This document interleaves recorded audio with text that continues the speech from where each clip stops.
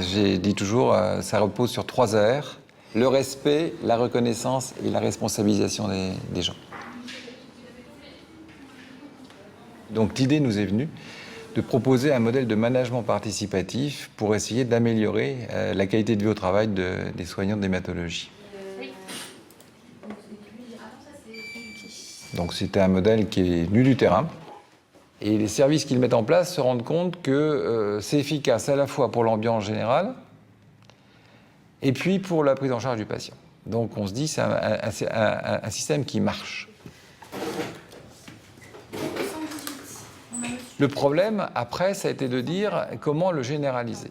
On a pu faire passer des textes en 2002, 2004 et 2008 qu'on appelle la démarche palliative, qui est donc une démarche participative d'équipe pour, en prenant en compte la souffrance des soignants, améliorer la qualité de prise en charge des patients en soins palliatifs. Oui, parce que là, il commence à avoir des propos pas très cohérents. Ouais. Ce modèle a ensuite été repris par l'HAS et actuellement c'est une des mesures d'accréditation des établissements de santé pour la prise en charge des patients en soins palliatifs. C'est obligatoire dans tous les services de court, moyen et long séjour. Compte rendu de dermato et... Ouais, ça vaudra peut-être le coup de le publier. Au départ, on a pensé qu'en proposant ce système, ça allait marcher. Et en fait, on s'est rendu compte qu'il y avait des résistances. Je pense que ce qui fait frein, c'est l'image du pouvoir. Le deuxième frein qu'il peut y avoir pour le manager, c'est qu'à partir du moment où tu donnes la parole et une certaine autonomie aux gens, ils peuvent s'autonomiser dans leur coin, ou ils peuvent mettre en place un contre-pouvoir. Il faut que ça aille d'en haut jusqu'en bas de la pyramide. C'est-à-dire que il faut que ça soit la direction générale, les directions fonctionnelles, les pôles, les services. Mais je veux dire, c'est toujours une démarche participative, ça marche toujours auprès d'un groupe de 40 à 50 personnes, pas plus. Le plus important, c'est ce qu'on appelle les staffs, où tout le monde est présent, aides-soignantes, infirmières, médecins. Et les aides-soignantes commencent à présenter le patient, et ensuite la présentation est complétée par les infirmières, puis par les médecins, puis éventuellement par la psychologue, l'assistante sociale, la diététicienne, l'art thérapeute. Et ces regards croisés qui nous permettent, au bout du compte, de mieux cerner les besoins des patients. Elle va bien, elle est assez discrète comme dame, voilà, souriante mais discrète. Supporte plutôt bien le traitement, donc, mais moins de temps elle reste ici, mieux c'est. Oui. L'équipe paramédicale, médicale et tous les professionnels de soins de support connaissent l'organisation en hématothérapie pour cet espace de parole, ce staff pluridisciplinaire qui est hebdomadaire et qui est nécessaire et, on va dire, obligatoire. La deuxième chose, c'est donner une certaine responsabilisation et autonomisation des soignants. Et ça passe par la démarche projet. C'est-à-dire que lorsqu'on a une problématique dans le service, plutôt que de proposer une solution, on met en place un groupe de travail, les gens réfléchissent, font des propositions, on discute de ces propositions, on essaie de trouver un consensus pour la mettre en application. Quand il n'y a pas de consensus, on décide. Et après, donc, on les met en application. Quand on dit des choses qui ne vont pas trop dans un service, on peut en discuter entre nous. C'est vrai qu'il y a des choses qui après s'améliorent.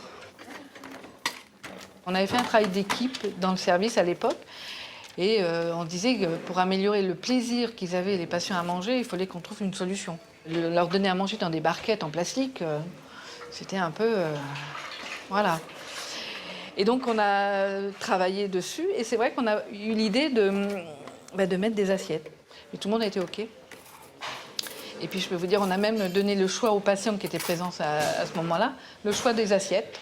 Donc les assiettes ont été choisies par les malades à l'époque. Et puis depuis, on continue, et puis c'est un plaisir. Je crois que c'est la seule façon d'augmenter l'efficacité des gens, c'est d'être mieux au travail, de les impliquer dans les décisions. Alors là, j'en suis absolument persuadé. Avez-vous des questions particulières sur une prise en charge ? Je pense que ce qui améliore la qualité de travail des soignants dans le staff, c'est qu'on leur donne la possibilité de s'exprimer. Donc on respecte la parole de l'autre. Et la deuxième chose, c'est qu'en fait, ils se rendent compte qu'ils prennent mieux en charge les patients. Obnubilé par sa bouche, les soins de bouche, boire. Donc il y avait beaucoup de morphine, on a diminué, on est en train même d'arrêter. Si l'objectif collectif que nous avons dans l'institution, c'est le bien commun, c'est-à-dire à la fois celui du patient, de l'assurance maladie, de la structure hospitalière, des personnels avec qui on travaille, des prestataires avec qui on travaille, des administratifs, des subordonnés de quelque nature qu'ils soient. Je pense que oui, le modèle participatif, à mon avis, est applicable à n'importe quelle organisation.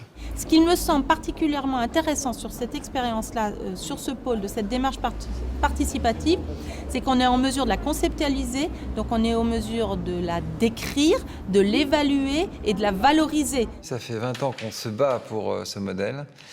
Moi, ce que je pense, c'est que c'est un modèle de prévention de la souffrance en général, hein. Souffrance au travail, mais souffrance sociétale. On est dans un changement de modèle social, on est dans un apprentissage de nouvelles méthodes de management, on est dans une transition dans laquelle je pense qu'il faut arriver à bien expliquer aux gens ce qu'on fait. Voilà. Donc il faut absolument que maintenant on s'attache à la fois à la formation initiale et continue sur ces 3 cibles qui sont les managers de la santé. Mais en général,